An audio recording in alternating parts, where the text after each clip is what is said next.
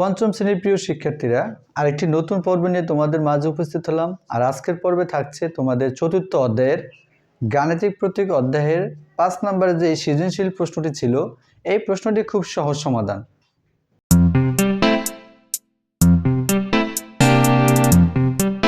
Hello viewers, তোমাদের গণিত বইয়ের চতুর্থ অধ্যায়ের 25 পৃষ্ঠার 5 নম্বর যে সমস্যাটি ছিল, এই প্রশ্নটি কিন্তু অনেকে একটু কম বোঝো, তাদের জন্য আজকে আমার ভিডিওটি করা।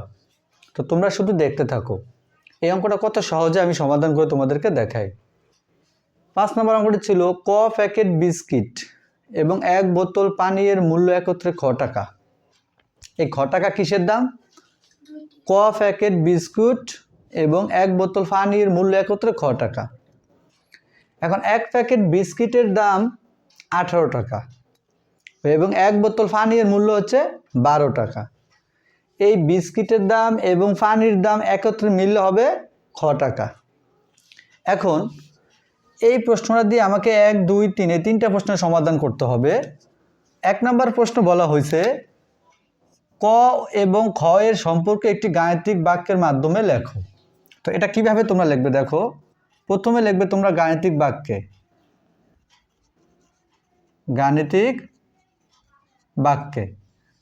গাণিতিক বাক্যে কি দেখাবো?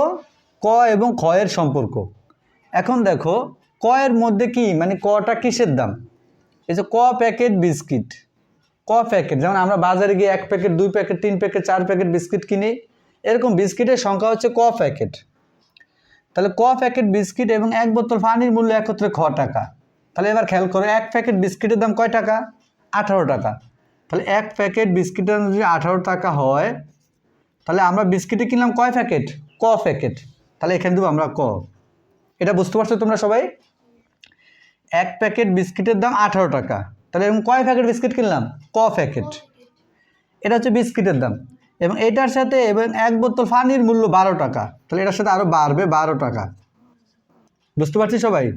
এখন এই দুইটা বস্তুর নাম, এই দাম, এই যে 1 প্যাকেট বিস্কিট এবং 1 বোতল পানির মূল্য একত্রে খ টাকা, তার মানে এখানে আমরা খ বসিয়ে দিব।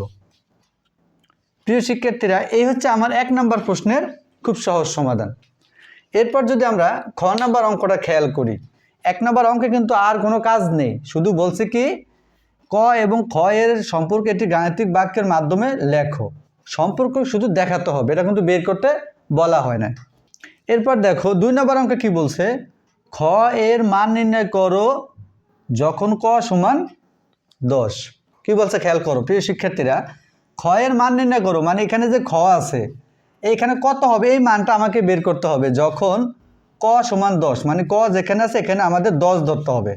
তাহলে এখানে আমরা লিখবো, দেখো 2 নম্বরে ক যখন 10, আমরা কি লিখবো প্রথমে? ক যখন 10। তাহলে এখানে লিখবে তোমরা ক এর মান যখন 10। এটা হচ্ছে 2 নম্বর অঙ্ক নাকি? আমাকে বের করতে হবে কি, খ এর মান নির্ণয় করো ক যখন 10। তো এখন আমরা এই অঙ্কটা তুলবো, ওই যে 1 নম্বর যে অঙ্কটা তুলছি নাকি।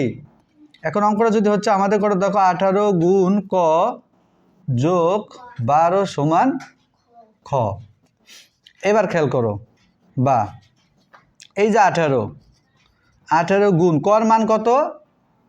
আমাকে এখন ধরতে হবে ক সমান 10, কারণ এটা কেন ধরতে হবে? আমাদেরকে প্রশ্ন বলে দিছে যে খ এর মান নির্ণয় করো ক যখন 10, তাহলে ক যেখানে আছে সেখানে 10 ধরতে হবে। তাহলে এখানে দিলাম আমরা 10 যোগ 12 সমান খ। এরপর খেয়াল করো, এই যে 18 আর 10 গুণ করলে হয় 180 যোগ 12 সমান খ, বা 180 লাগে 12 যদি যোগ করি তাহলে হয় কত? 192 সমান খ। তাহলে সুতরাং খ এর মান আমাদের কত বের হলো? 192। প্রিয় শিক্ষার্থীরা, আশা করছি এই খ নম্বর অঙ্কটা, মানে 2 নম্বর অঙ্কটা তোমরা খুব সহজে বুঝতে পেরেছো। এরপর যদি আমরা এই 3 নম্বর অঙ্কটা খেয়াল করি, 3 নম্বর অঙ্কটা যদি আমি তোমাদেরকে এখানে করে দেখাই, দেখো কত সহজ অঙ্কটা। দেখতে যত কঠিন, কিন্তু অঙ্কটা যদি বুঝো একবার খুব সহজ। এই যে আমি গাণিতিক বাক্যটা সাজালাম ক নম্বরে, মানে 1 নম্বর অঙ্কে, এই সাজানটার ভিতরেই তোমাদের উত্তরটা। যদি তুমি এখানে ভুলভাবে সাজাও তাহলে তোমার সম্পূর্ণ উত্তরটাই ভুল হবে। এখন দেখো আমরা 3 নম্বর প্রশ্নটা যদি পড়ি, ক এর মান নির্ণয় করো, ক এর মান নির্ণয় করো যখন খ সমান 120। মানে যেখানে খ আছে সেখানে এবারে খ এর মান 120 ধরে করতে হবে। তাহলে খেয়াল করো, তো কি লিখবো আমরা প্রথমে, এখানে ধরতে বলছে কি যে ক এর মান নির্ণয় করো যখন খ সমান 120। তো আমরা এখানে লিখবো যখন খ এর মান যখন 120। এটা বুঝতে পারছো সবাই? এবার আমরা ওই যে 1 নম্বর যে গাণিতিক বাক্যটা সাজাইছি সেটা তুলবো। তাহলে সেই গাণিতিক বাক্যটা কী ছিল দেখো, 18 গুণ ক যোগ 12 সমান খ। এখন এই যে খ এর জায়গায় বলছে কি দেখো, খ এর মান নির্ণয় করো, খ এর মান যখন 120, আমাকে ক এর মান নির্ণয় করতে হবে। প্রশ্নটা আবার খেয়াল করি আমরা, ক এর মান নির্ণয় করো যখন খ সমান 120, মানে খর জায়গায় 120 ধরে ক এর মান নির্ণয় করতে হবে। তো খেয়াল করো এবার, 18 গুণ ক যোগ 12 সমান, এই খ ধরতে হবে কত, 120। এরপর আমরা কি করব দেখো, এরপরে আমরা যেহেতু ক এর মান নির্ণয় করব, তার মানে এখানে 12 এবং 18 এই দুটাকে আমাদেরকে সরাতে হবে। তো দেখো আমরা যদি এই 12কে এই সমান চিহ্নের পিছনে নিয়ে যাই, এটা আছে এখনো যোগ, হয়ে যাবে বিয়োগ।